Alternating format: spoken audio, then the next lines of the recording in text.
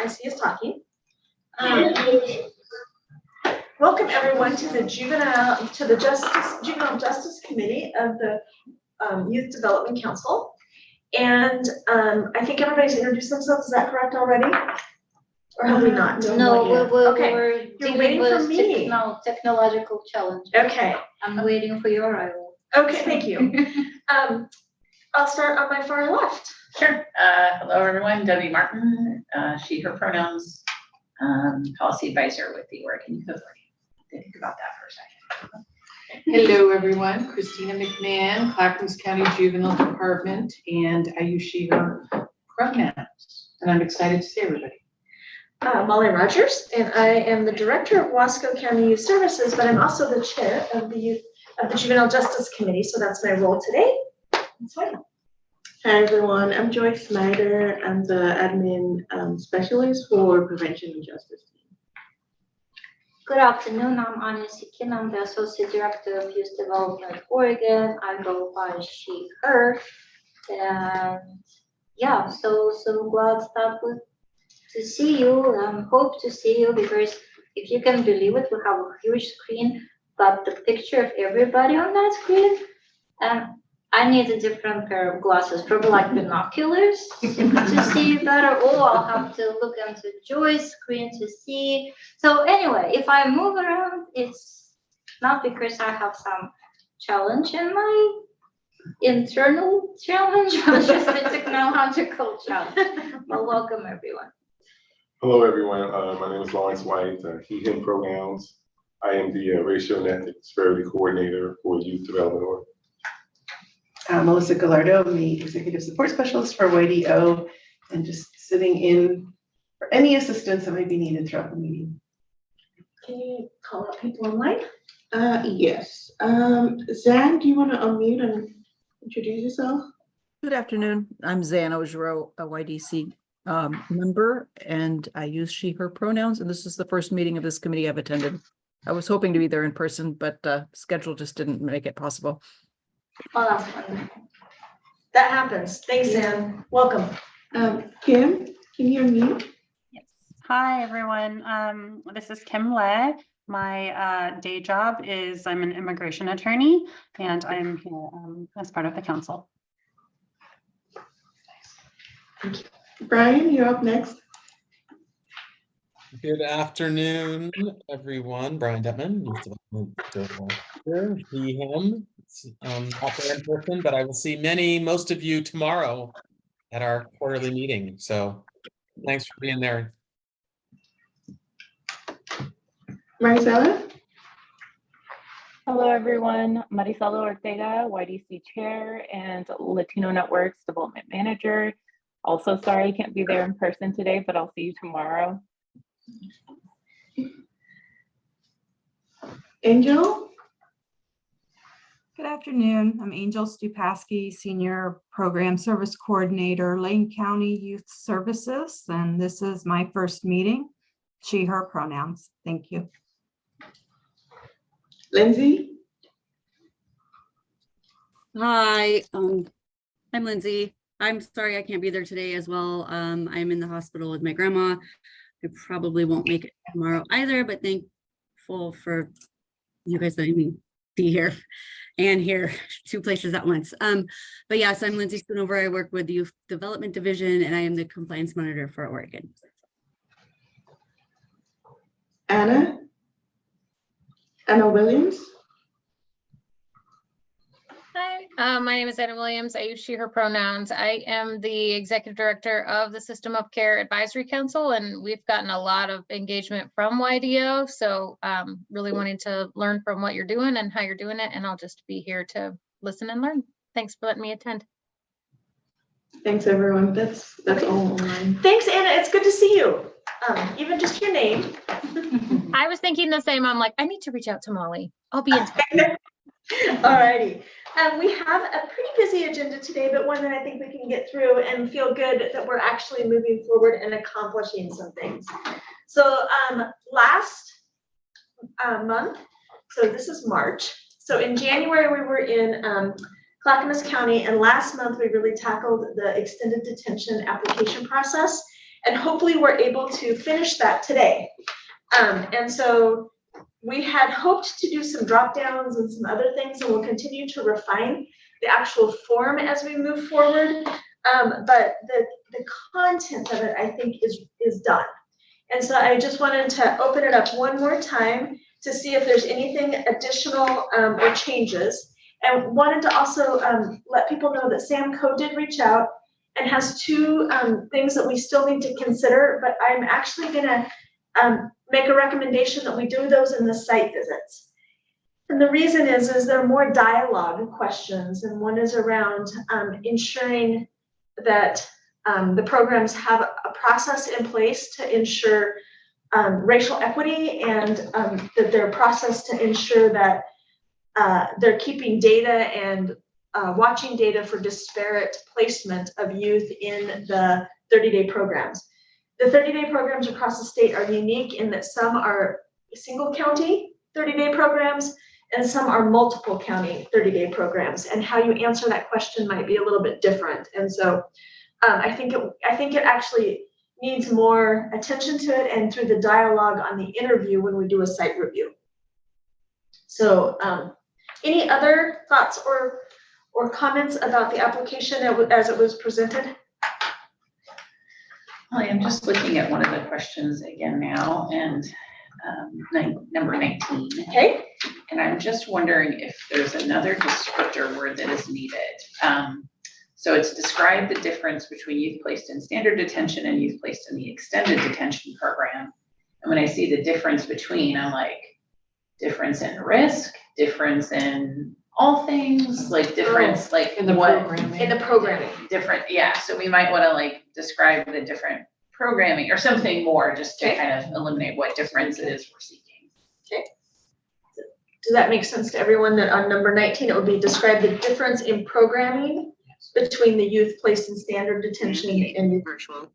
Must be there, but because of what's going on. Oh, Lindsay. Lindsay's I got unmuted. permission to be, and now you're doing my meeting. You can do it, she got it. Okay, does everybody agree with that change? Yes. I agree with the change. Debbie, would you mind repeating? So I can. I'll make the- detail it to you. I'll Oh, you email will? it to you. Oh, perfect, thank you. Yes. Number 19, so it will read, describe the difference in programming between the youth placed in standard detention and youth placed in extended detention. Okay. Yeah, I agree. I think that that's still ambiguous. Okay. What I just heard you say was that it's not the difference between the youth, it's the difference in the programming that we're providing the youth. Correct. So it described the difference between the programming provided to youth placed in standard detention and youth placed in the extended detention program. Yes. Okay, Does that make sense now, Zan? yeah, because I had the same problem with that question. Yes. The youth are often the same, and we talk about the youth identified in target population earlier, so this is really about the programming. Okay, I just think we need to make it explicit because it's not intuitive. Okay. I have a couple of other questions, and I'm coming late to this meeting. So I had the same reaction about needing to address racial and ethnic needs in question 20, as well as LGBTQIA plus. So if that's going to be addressed in person, that's great. I just don't want to overlook that. Okay. So do you think so we had talked about this last time, Zan. The other place that we talked about that was in number 11, subsection C. Mm-hmm. Instead of cultural opportunities is not the same thing as cultural appropriateness. And the example that came up to me because of the fact that we're in Ramadan is, are detention facilities prepared to address and support the needs of youth that come in with very different cultural backgrounds and maybe a need to be testing during Ramadan? I don't know. Okay. So that was something that came up for me. I have one more. Sure, yeah. Yes. Other one is under question 12. It says describe transition planning. And I'm not sure whether that phrase transition planning has an explicit meaning, in this community, because I'm just entering this conversation. But to me, that is ambiguous also. Is that transition into the program, transition out of the program? It could be either one. And I think that we need to be clear about which we're asking for. And then if it's transition out, the one thing that's missing to me is a question about housing. Because I know for our youth here locally, that's often the biggest problems that we face is that placement. Okay, so I love that. So describe transition. So how would we, end of program transition? Yeah, Would that be the word, end of program program, transition? I'm making changes here. Oh, good. And then, And should we add? the housing component? Housing component. I think we would call it placement component, Zan, because they're still under the age of 18, and so it's not. So I think it would be placement. So I'm adding E, placement. Yes. That makes Good sense. catch. I really want to. So on number 20, can we add a 21 that says describe the services and activity to the program that are culturally appropriate, and take into considerations use race and ethnicity. Absolutely. Because that's different than the disparate entry into the program. Do you mind reading again? What do you see written? Describe. So describe the services and activities of the program that are culturally and linguistically appropriate.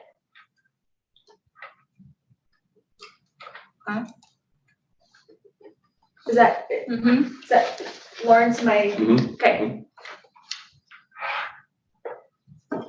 That's awesome.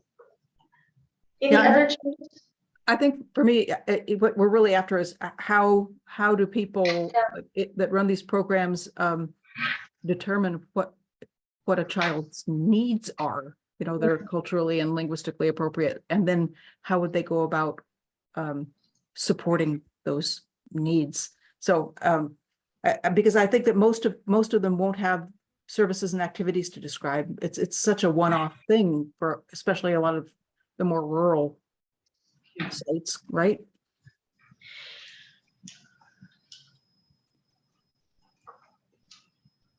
I'm trying to think about the piece of what's the responsibility of the referring entity and what's the responsibility of the program in that, because there's two different responsibilities there, Zan. And so if I'm putting a young person in the program, I should be telling the program anything I know about the youth.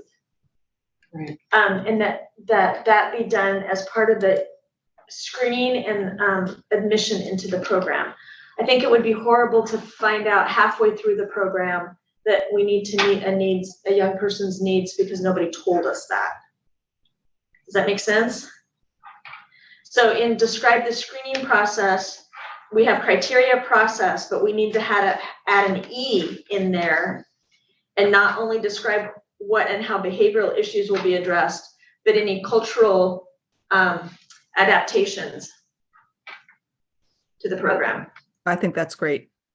Because you're talking about Ramadan, which is isn't it? So I think if we add cultural adaptations, does that make sense? Culture. Where do you want to add it? Number 8. Number 8. Okay. E. So cultural opportunities and adaptation. Cultural considerations. Cultural considerations. Yes, because we're just learning about the young person at that point. Yeah, that makes sense. Does that make sense? So, Oh, I'm so glad you have fresh eyes on this, Sam. Thank you so much. Sometimes it's a benefit. Right, because we all just run it through our heads like we know it, but thank you so much. Anyone else? Kim or Marcella? And I'm so sorry, I forget the person from Lane County. Hi, I'm Angel. Thanks, Angel. Anything? No, thank you. Okay. Take a deep breath and then ask, with the changes that we have made, can we make a recommendation? Because we're not actually approving authority. Can we make the recommendation tomorrow to the Youth Development Council about the application? I would recommend we make the recommendation. Perfect. Any additional discussion? I don't know that we need an official vote, just a consensus would be fine. Makes sense to me. And truly, this is a living document that we're just kicking off. And so if we need to come back and refine it in 18 months, we can do that. What we're gonna do now, I tried to make the changes as we spoke. So I will send that revised document to Joy and she can probably put it. I think I got it. And if I didn't get, if I missed something, would you be so kind as pointing it out to me?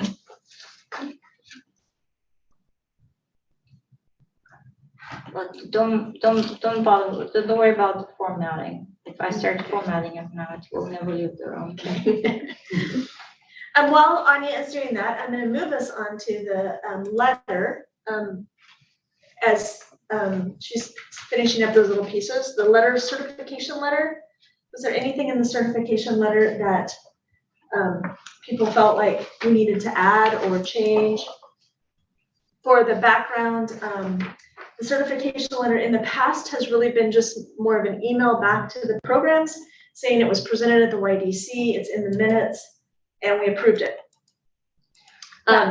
During this last biennium, some judges have asked for that. And so we've asked, the programs actually ask us to put together a letter for certification. And also just as a preview, what's gonna happen tomorrow at the Youth Development Council meeting, there will be an adaptation of the recommendation process. So so the process of the certification has several bits in it, and this is just a reminder and also an explanation for those who may not be as familiar with the process. So we'll follow the statute and we'll follow the rules. And based on the statute and the rules, we are proposing a process which is not different from the one that we had before, but it's a little more streamlined and approved and will be followed. So first, the application is received based on the form that we just revised and recommended for approval. And the form has the questions in statute, in rules, with some additional change that we just made and discussed now.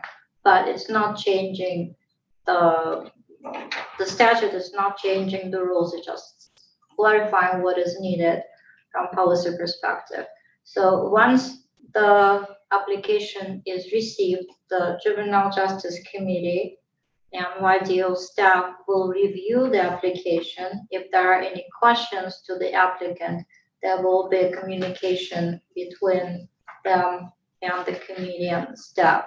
So, and then we will schedule a site visit. So that's where Sam's recommendation to ask about how racial and ethnic disparities data will be collected and reflected in the operations of the facility. So once the site, and basically the site visit is to confirm that what was presented in the application is true, in fact, at the facility. So that's kind of, so there will be some communication conversation, and we will ask a few council members to join us. And Sam is not an optional member. Sam has to go to make sure that educational component is met. So after the site visit, if everything falls in place, the application meets the standards and expectations, the site review was successful, then the committee will recommend the approval of the program to the Youth Development Council. And once the council approves, that's when this letter comes out. Yes. So it's basically, the letter is simple, it just reflects that I'm not a human. take over. Yeah, no, it simply reflects exactly what Anya just said, is the application was submitted, the site review occurred, and that the program is recommended and that has been approved by the YDC, so the Youth Development Council. So it's simple, but it really is important to, well, two things. One is it really acknowledges the work of the site visits because they take time and they're really meaningful conversations with the facilities. And two, it gives the facility the acknowledgement so that they can share it with their people that it happened. So yeah, very good. So the inspection is not to inspect the facility. The inspection is to inspect, to make sure that we have the verification to the questions that were answered in the application. Yes. It's very specific to the program that is being proposed. Thank you. Thanks for correcting that because we have the whole other conversation on detention guidelines and inspections. This is really just around the application. Takes about, typically it takes a half a day to meet with the programs and to meet with the staff, as well as we often visit with some youth and we visit with both managers and program providers. And you said that's a half a day? It's about a half a day. Wow, I was just remembering, I went through this in, 2006. It was before you were, whenever you started, it was the year before Anya. Was it longer or shorter? It was Douglas County and Billy Wasson was on the team and Faye was on the team. But they came down and 3 weeks. You weren't there. No. Yeah, so it was a more than half a day.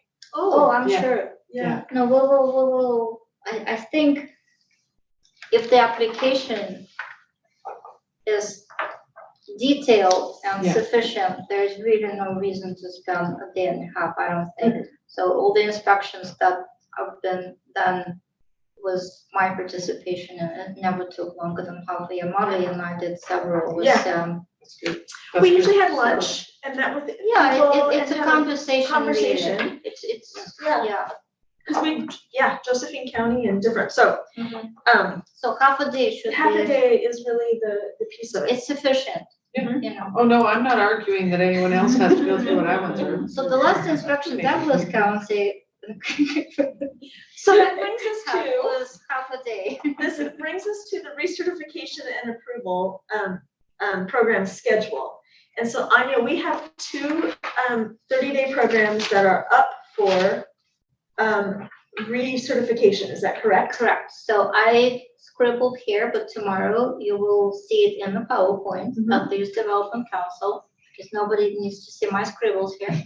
But since this is a committee meeting, I'll share my scribbles. So in statute and the rules, we have to recertify existing programs every 6 years, regardless whether they're making changes or not to their programmatic component. If they are making changes, that's different, and they need to reapply within that 6-year period. We have not heard from Deschutes and Josephine County since 2018. That's when they were approved. So it means that they're up for reapproval in 2024. So, and then if you want to hear what's going to happen next, in 2025, we will have 2 other detention programs that we will need to review, or rather reapply. They have to go through the same process. It's Yamhill and Douglas. Christina, Douglas is up again. Wow. That's since they were approved in 2019. And then, amazing, we don't have any to be scheduled in 2026 unless somebody applies for a new program, because the latest approval happened in 2021. And so that will be 2027, and that will include Lynn, Denton, and Norco. Now, is there another one applying, a new application? Angela, do you want to disclose? As I thought, Lane County. Yeah, it's not absolutely final, but yes, we are working on, we've been waiting for this application to be approved so we can start the actual application process. But yes, Lane County would really like to start a 30-day detention program. Oh, as a potential applicant, does what we just discussed make sense to you? Yes, it does. Oh, good. Good. Thank you. So our next YDC council meeting is June 13th.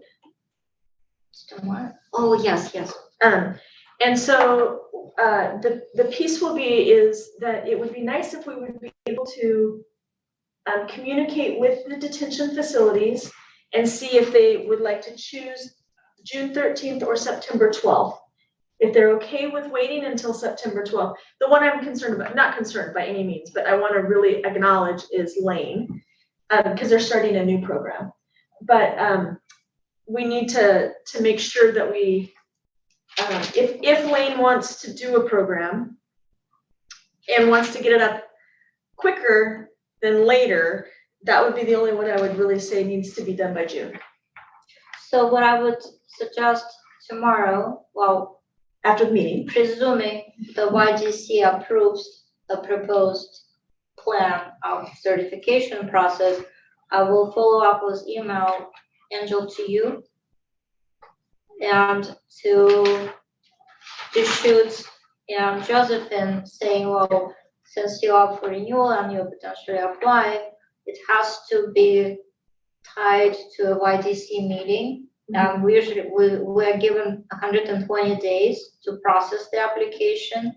So if you want to be approved at the June meeting, now you're hearing that there are a few components that go into the process. So start working on the application now, or if you can wait until September, then it also gives you, and the same opportunity will be offered to Deschutes and to Josephine as well. But if you want to get approved this year, December, when is the last meeting in the? December 12th. December 12th is your last opportunity this year, or you'll have to wait for 2025. But. And we will reach out to Sam and get a couple of dates. Once we receive the applications, then we'll reach out to Sam to schedule site visits, but not until, because he does have to be there for the education component. Well, absolutely. Okay. Any questions from anybody? Maricela, Kim, Zan, Brian?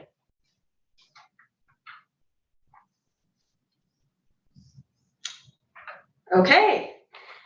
So the other part that we're responsible for giving information to and sharing information up to the YDC is around the juvenile crime prevention plans. And one of the things that changes, or one of the things that we're responsible for is if there's a significant change in a county and they submit a new plan, is we need to make sure we take a look at it and see that it meets the criteria and we move it forward. And so I'm going to ask Anya and Lawrence to kind of give us feedback and direction on what they know about the Clatsop County juvenile crime prevention plan. So we got a request for amendment of an existing plan from Clatsop County last week on Friday, so apologies for sending it to you at a later stage. So they're not really changing the plan, they're changing part of programming that would be offered as part of JCP service. So in the initial plan, they the juvenile department was planning to implement one Circle Foundation gender specific girl circle program for at-risk girls, but for some reason specific to county dynamics, they will not be able to follow through it. So the services will be offered through diversion and accountability program into all youth. So that's basically the request to approve it. Lawrence, any input from? No, that's pretty much it. They're just based on their population, they're changing their programs to fit the needs of the children that they are serving. Any questions from the committee members?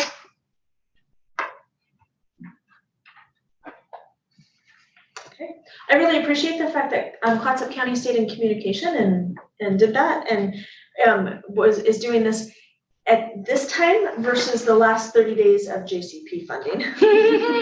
Just saying. We do appreciate it. Yeah. So some appreciation. Early. Earlier the better to Kelly. So yay, Kelly. I'm gonna ask a similar question. Is there not necessarily a vote, but a motion, an agreement for consensus to move this up to the Youth Development Council? I'm getting nods. Instead, I recommend we recommend. Yes. No, I'm gonna change it. I advise that we Oh, recommend love this it. be approved by the Youth Development Council. I'll move moderately. Wonderful, thank you so much. I'm gonna do one more time check on the Zoom for Maricela, because I can't see you guys, so it's a little bit hard. So Maricela or Zan, Kim, okay, No perfect. questions here. Thank you. Okay, the next thing on our agenda is our monthly meeting schedule. So the reason it came up again, because several folks, including Judge Collins, are not able to participate during this particular time, which is what now, second Wednesday afternoon between 2 and 4.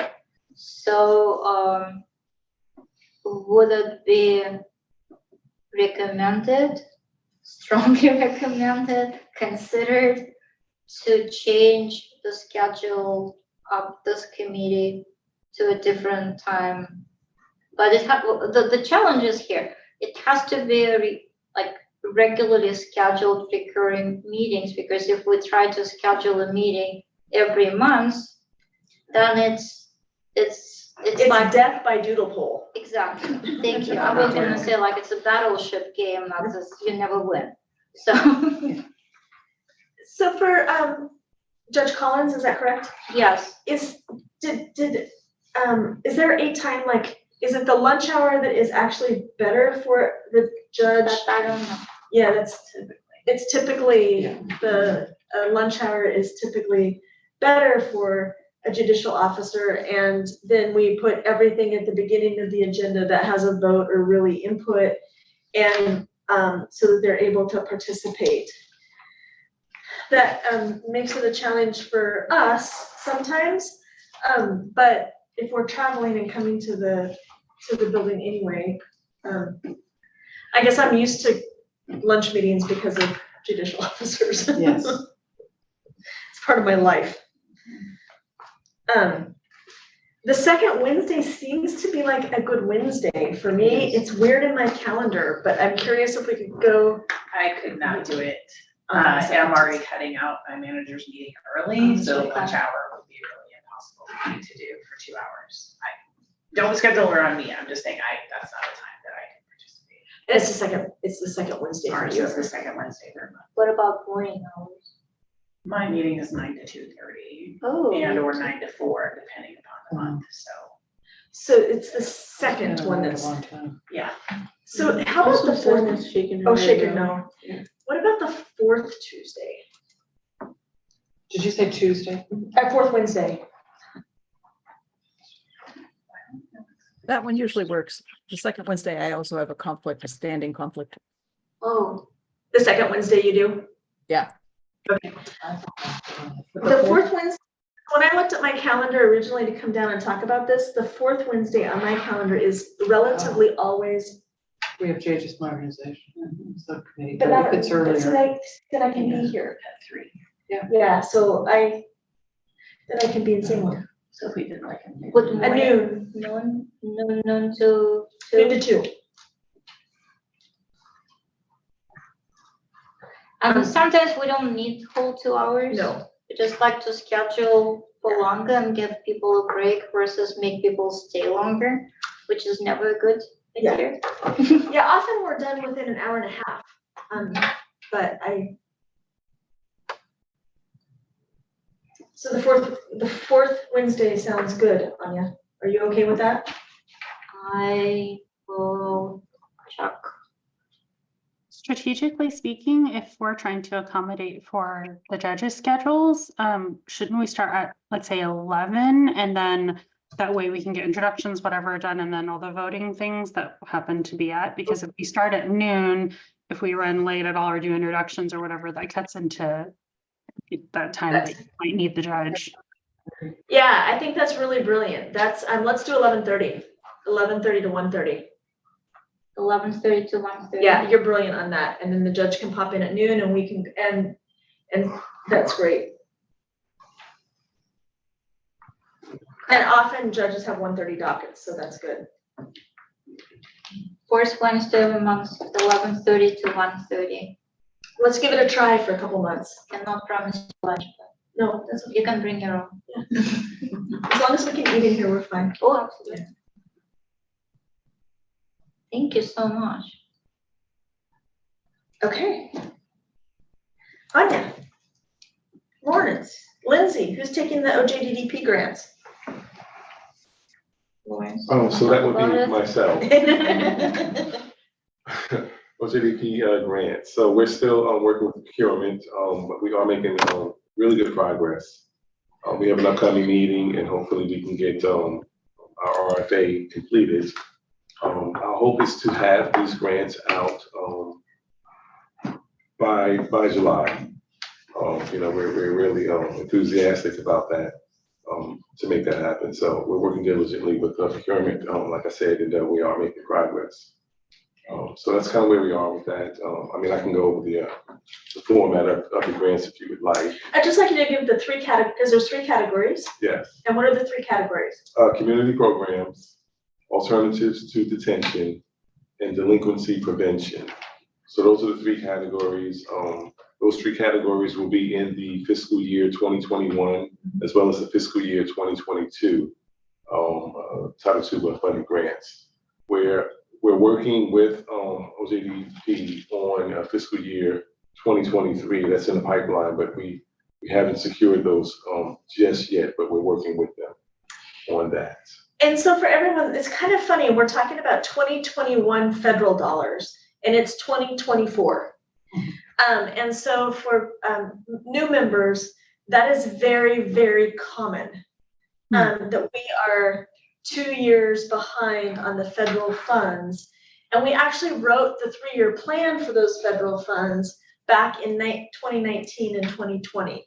And so when we're writing our strategic and 3-year plans moving forward, we're always trying to think about years, not this year or next year, but a few years down, because the federal funds are always released late.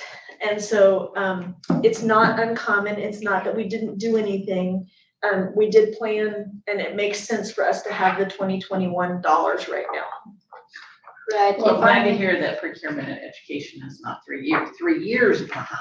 No, procurement and education's a year behind. And another thing, I don't want to pull Lindsay on this part, so she may not be in a position to answer the question, but I'll just say, so on top of being predictable delays, fiscal year 21, or was it 22, was unpredictably delayed because every state has to redo the compliance monitoring processes and manuals. So we got a delay for at least 1 calendar year until we were even eligible to receive the funding, because they were trying to determine whether you are eligible for the funding at all. So basically what we have right now, we have 21, 22 that we should really allocate as soon as possible. And meanwhile, we also received an award for fiscal year 23, which we'll also intend to put out through the RFA process, but we cannot do it until we get our revised budget approved by the feds. And the reason the revised budget that we submitted to them was not approved, because see what happens is we apply for like last year amount, but then they give us a different amount based on their calculation. So we have to resubmit the budget based on the new amount, and we have to recalculate all the percentages that needs to be met. But then when we submitted it, we were told cannot be approved because they have not figured out the tribal allocation for fiscal year 23. That will also change our percentages and recalculation. And again, it's not Oregon who did something wrong. It's every state in the union who has at least one tribe on the territory, because they have not figured out the actual amount which each state would have to allocate. So again, but since we're kind of still working on our RFA, our hope is that it will be resolved by the time the RFA comes out, and if not, we'll just use the similar RFA for fiscal year 23 as soon as we know that we could allocate the funds.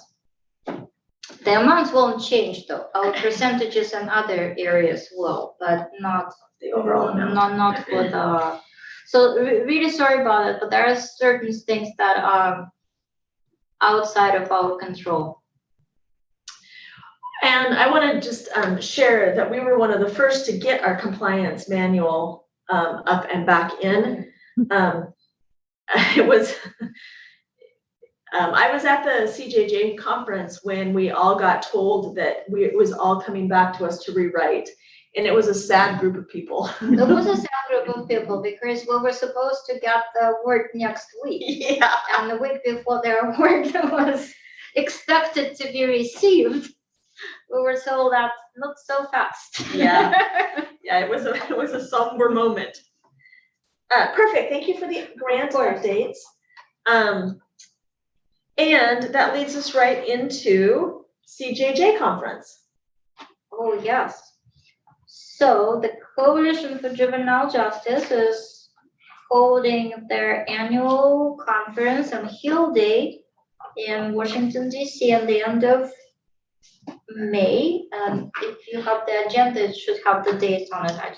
May 29th through June 1st. Was the Hill Day on the 28th. Thank you, Molly. So as state advisory group members, you're invited and encouraged to go, and we do have funds that are specific for you, assigned to be used by state advisory group needs and purposes. That includes traveling to OJJDP national conferences like that. But what's different this year at this conference, they're combining it with the youth summit, which was usually held during the month of August. And over the last few years, it was in Tacoma, Washington. Marie Seller attended, once was Diana, other folks, and they also offered virtual option the last couple of years during COVID. But anyway, but this time it's new because it will be together. I honestly don't quite know what it will look like, whether youth will be encouraged to attend quote unquote adult sessions as well, or they will be in their own environment. I really don't know the details of that. They have not been. I'm actually really excited that the youth are going to be with us. A lot of young people. That will be awesome. Yeah. It's a time to really kind of learn from across the country. We often have neighboring and even our own state has presented at CJJ Conference, and so it's fun to drive or to fly all the way back to Washington, D.C. and see Clackamas County doing a presentation, or YDC members in the past, Positive Youth Development with Mary Reynolds and Liz Ryan. Also our compliance monitor, and so it's all over the United States does really good presentations. So it's something to think about. If you're interested, please reach out to Anya, because there is some logistics that go with working and traveling with YDO. And Joy and Melissa do an amazing job of walking us through it, but there's paperwork to fill out because it's a state agency. So if you're interested, the sooner the better to see if you want to go. Right. Thank you, Molly. Right? Any idea? So I just looked and pulled up the site, and it says, oh, here's the draft agenda. And there's really not much in the draft agenda at this point. I mean, there's a few things that look like standard meetings for different SAG chairs and racial disparity groups and those kinds of things, but not other sessions. Do you know or have any information like what the focus is going to be, or ideas of what's going to be shared? Most that I know is what's on their website. So the theme is engaging youth to turn passion into policy. And what I will tell you at the last few that I've been at, it's really about engaging with youth, to hear youth voice. Youth, I can make kind of an assumption that there'll be several youth-led sessions and plenaries. Right, and also, from my understanding, there's no agenda yet because it has not been finalized because they're still reviewing Sure, no, proposals. yeah, that, I But just as wondered. soon as there is an agenda, as soon as they approve, so there's a special committee that's been assigned to review applications, probably not unlike what OJTA is doing. So they have not completed that process yet. I don't wanna tell you it will be done tomorrow because I honestly don't know. So, but as soon as there's an agenda, we will be sharing it with everyone. And there's always a federal update on those. Yes. There's always a huge plenary on the federal scene on what's going on. Liz Ryan has been there, who's head of OJJDP. Karen was there before, so it's typically the director of OJJDP that comes and does a session. And another thing, I don't have any information other than save the date kind of thing, but it's not even a written save the date. But the OJDP is planning to have a national OJDP that's going to be federally sponsored conference in November. It's going to be November 19th through 21, just before Thanksgiving. And just after the election. Yes, that's it. In Washington, DC. And that one will be to celebrate, commemorate the 50th anniversary of the Juvenile Justice and Delinquency Prevention Act. So if time is too short to consider going in May, so that will be potentially a good and interesting event to attend.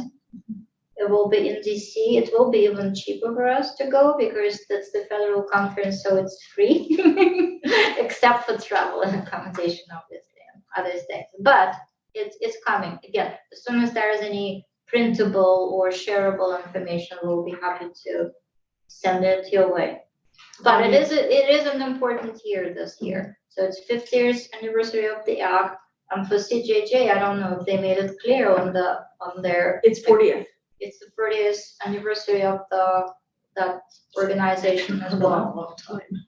Just like a never-ending party. It is. This year. Anya, what, do you have the specific dates? You said October? November 19 through 21. Yeah, right before Thanksgiving. Somehow I just memorized it. I usually don't remember my own. We have a few questions in the chat. Oh, please, yes. Ryan is asking, we have Molly, Maristella, and Tabiti attending, along with staff Anya, Lindsay, and Lawrence, and Brian. Am I missing anyone? Not to my knowledge. For CJJ. For the CJJ conference? Yeah. And then Adrian Livingston is also confirming that it is May 29 till June 1st. Yes, Hill Day. So we go back for 3 days, actually.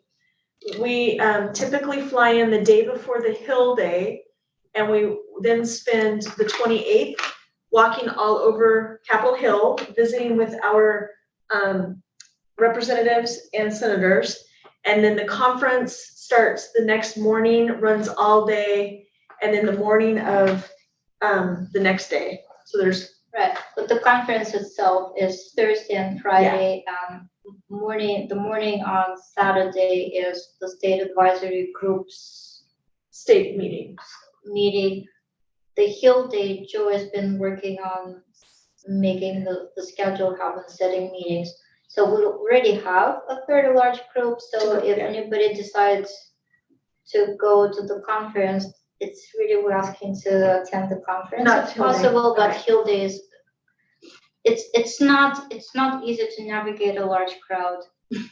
Yeah, So- the Hill Day is. Full. Good. Enough. Okay. Okay, and then they're split into two because Joy had us running last time. We hit every. Oh God. So she did. She had us. We got our steps in that day between the buildings because it was nice work. Yeah. That's all I have to say. Excellent work. It was an exercise program for that day. Yeah, we have 3 scheduled already, so So put some more in. perfect. Yeah, I was thinking we could divide and conquer at that point, but yes. But so it's 2 days. It's the 29th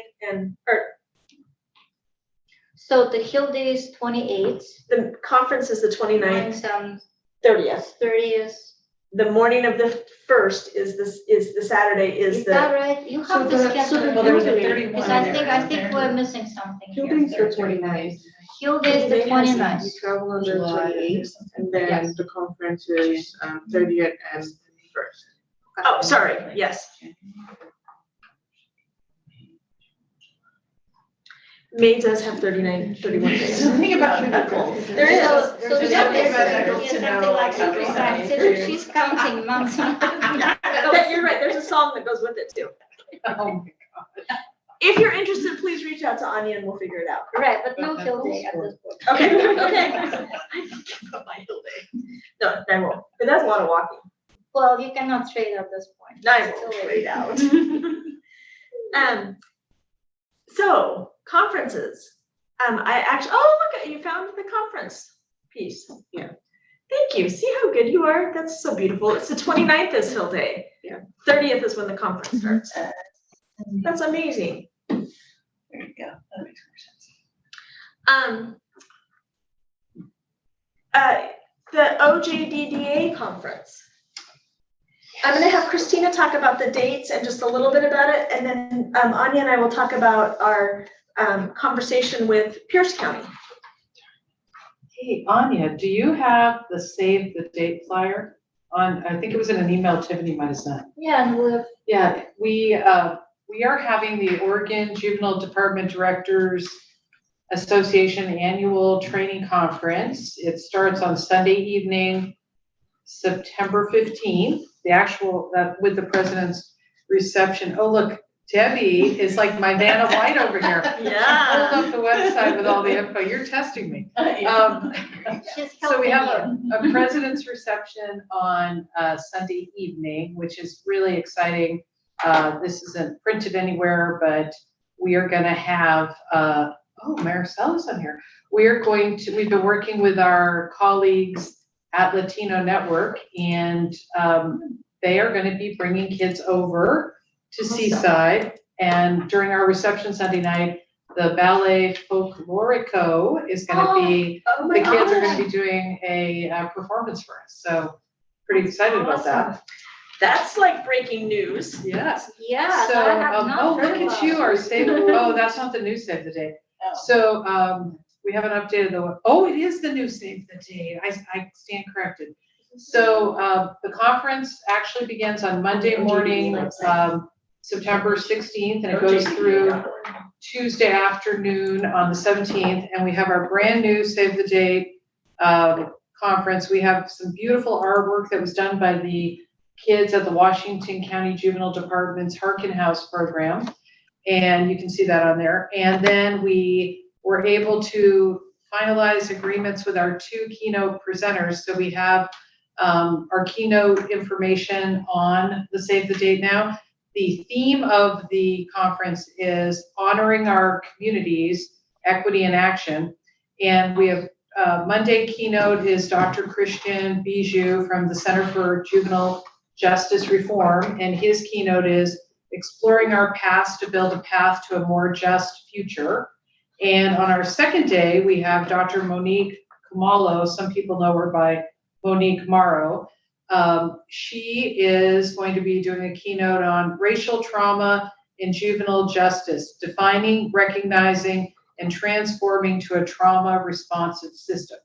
So those are our 2 keynote presenters. I know both of them and have experienced them many times and am very excited. I don't know if anyone else has ever heard either of them speak, but we've done a lot of work in Oregon with the Center for Juvenile Justice Reform and Clackamas County as part of our crossover youth practice model. About a year and a half ago, we did a 10-month series. Each month, Chris Bijou did a 2-hour interactive Zoom workshop with the different community partners that were involved in our crossover youth work on recognizing our implicit biases and working to develop a more racially just process in our own county. So we got rave reviews from all of our partners that worked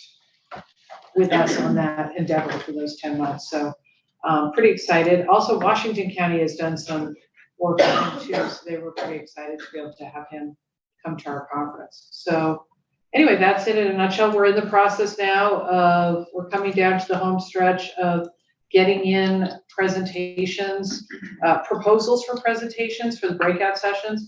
And I think we're gonna have way more than we can actually have at the conference, but that's a good problem to have. We're really, we're gonna be doing a special work session here in a few weeks to sit down and go through and identify, we wanna make sure that we have something for everybody. And this conference is different than previous years because we are partnering pretty closely with the Juvenile Delinquency Improvement Project.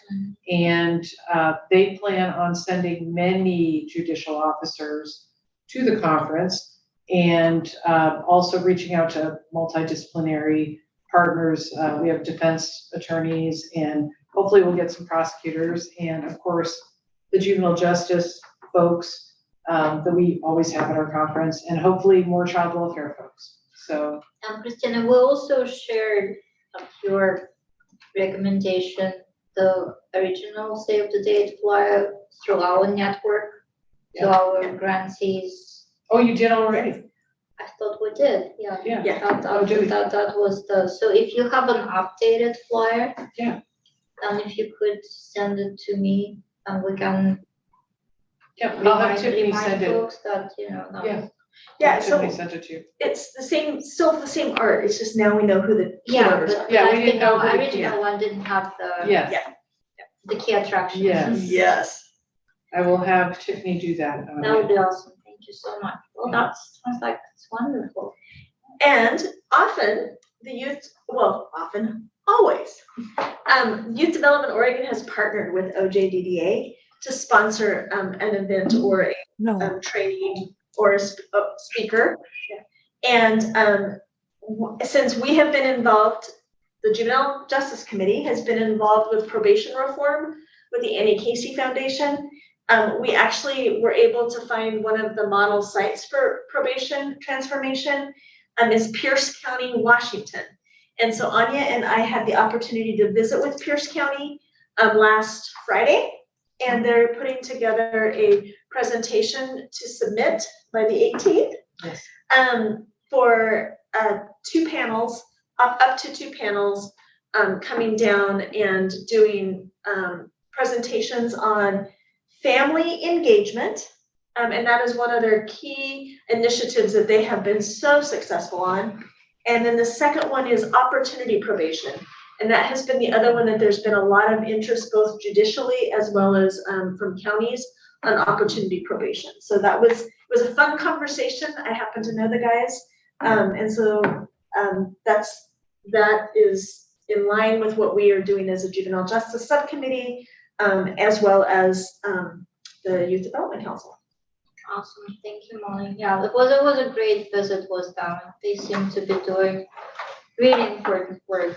I personally love the emphasis on community engagement and family engagement. That's why it has to be 2 parts. Yeah. Because there's the sort of internal work that goes into the making it happen and also the external. Well, I don't want to say external partners because they're really essential partners, but you know, so it was impossible to fit into one workshop. So I'm looking at Christina with a plea in my eyes to make room for the second part. I am sure when we have our lunch provided work session in Clackamas County, not in the room, you got that whole building's gone now. I know. It's so weird. It's that building we met in Clackamas County. Yeah, it's completely because of the courthouse. Yeah, you know that song they put up a parking lot. So we were like, it was a historic. Yeah, it was one of the last times we used it. We were the last people to use. We should have filmed it. But anyway, we are gonna be having a work session and going through all the presentations, so that is one I think that especially the judges, as you already said, are very interested in, so. And I've heard them speak at other things, and I think that would be a great opportunity to learn from them. It was really cool because the very first thing they said was, we can't come unless our family partner comes with us. Yeah. And it was that was blunt to us, Yeah. is if we can't have our family member come, we're not coming. Not to us, but making scheduling it Yeah, with our because it family makes no member. sense like Yeah. that. Yeah. Yeah, it was really cool for them to really lead with what they believe in, and so, and that we lead with race, that we start with that conversation up front and we address it as part of the system. So that was really cool. All right.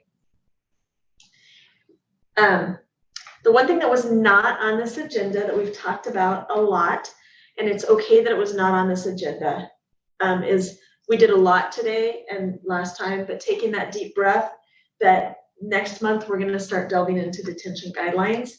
And again, we are not rewriting them, we are simply updating them and then having a conversation with the detention managers to ask them to help us kind of come up with a schedule to get on board with doing the site visits and the inspections.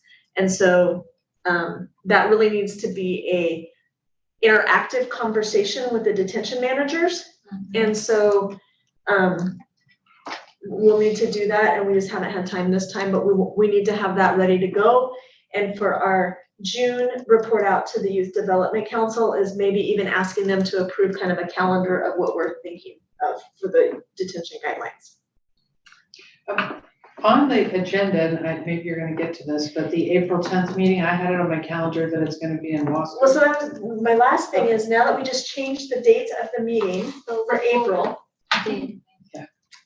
But it was supposed to be in It's supposed to be in Wasco. Wasco Okay. County, and so, but we just changed the date, so that was my very last thing to talk about, is that, the April meeting, we had hoped to actually be able to come out to our community, at least quarterly, visit a different site. And so that will now be at the end of the month in April. And I'm okay with that, it's still an okay date for us, I just wanted to make sure that the date will actually be So it'll be the 24th. April 24th. April 24th. Just know that that's JJ's mom day as well, so you won't, you're like, oh, I'll be in. No, I'll just be able to zoom in on Jada's mod that I day. might need to sit next to you and zoom in. Yeah, we'll just zoom in on that day. So that will be Yeah. 11:30 to 1:30. to 1:30. Do you still want to do it in Wasco County? Or I would love to host you in Wasco County. We have really good technology there as well. We have an owl and a room and then we could do a tour of our facility. And just kind of similar to touring the JIAC is that we would love to give you a So tour if- after the meeting. so when we send out the announcement, it should be, the meeting will be 11:30 until 1:30, followed by a site visit to the facility. Yes. So people who plan to be there in person should Yes, plan accordingly. yes, yes, So 11:30 to 1:30 followed by the tour. but followed by the tour. Okay. Yes. That meeting will take 2 hours because we're really delving into the detention guidelines. And not changing them again, but we have new members to understand the detention guidelines and just spend some time with them. Speaking of which, I still have the 2 boxes. I want a box. Okay, it's yours. I want a box of the guidelines.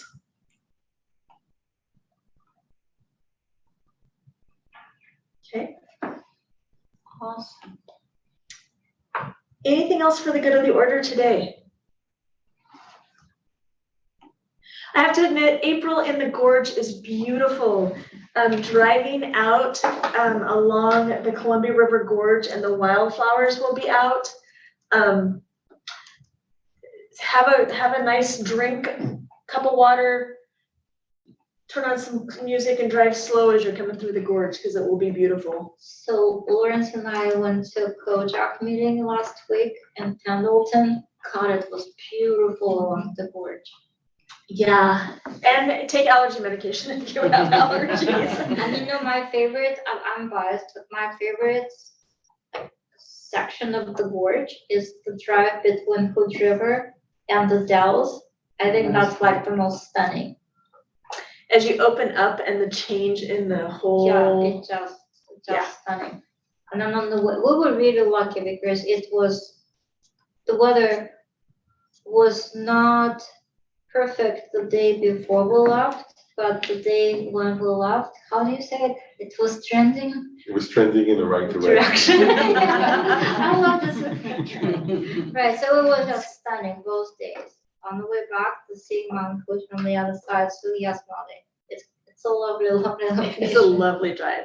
Yeah, I missed the Kojak meeting because my brother was in town from Pennsylvania and the weather held for him as well. So, yeah. Okay, anything else for the good of the order? Anna, anything that you would like to share with us or comments? She might have dropped off. No, I'm still here. I was typing about how beautiful it is from Cascade Locks to the Dalles. You go from temperate rainforest to high desert in 45 miles. It is the most beautiful place in the world, I think.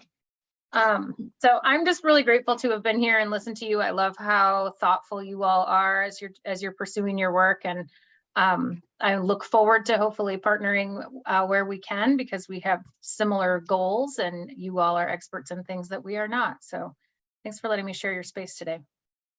Anna, we want to make sure the SOC as well as your partners are invited to the OJDDA annual conference in September. So we'll make sure we get that to you. That would be wonderful. Thanks, Molly. Yeah. Well, you will be the host of the next meeting, but if you would like to join these committee meetings at any time, please, you're more than welcome. Just let us know and we will add you to the invitee list. And if Molly would invite you personally, well, of course, she's the host. That's fun. It's a shorter drive to the Dalles for Anna. So come on over. Okay. Any other comments from the committee members? Okay, you have 45 minutes back to your day. Thank you so much. Thank you all. Yeah. Thanks, everyone. See you tomorrow. See you tomorrow. Same room.